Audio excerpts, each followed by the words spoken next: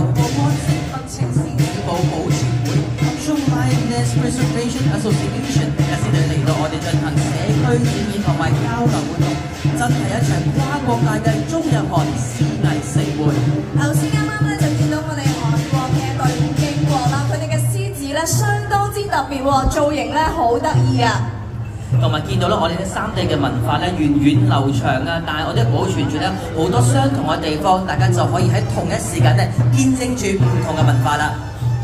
咁除咗我哋今日嘅比賽之外咧，好多嘅喜慶嘅活動，甚至係新店嘅開張咧，都會有咧醒獅嘅登場㗎。而我哋嘅民間信仰當中嘅話咧，醒獅都具有驅邪避害、祈福迎祥嘅作用，被用於節目同埋好多唔同嘅祭祀活動當中嘅。冇錯啦，我哋今日咧就可以見證住好多嘅傳承啦，因為咧我哋嘅賽事當中啦，仲有青少年啦，仲有女子啦，仲有兒童等等嘅唔同嘅賽事嘅。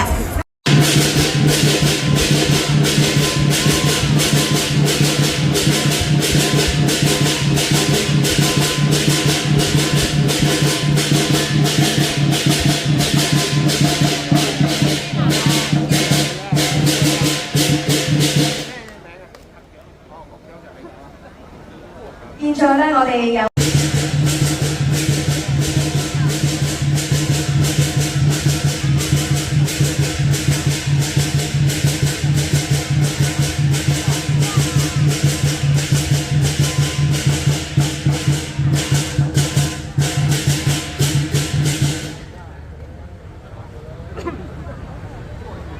我哋有請各位主禮嘉賓準備一齊手持金筆。以筆站書，為我哋嘅幼獅進行點睛儀式，為第12屆獅王爭霸國際賽2025美高梅杯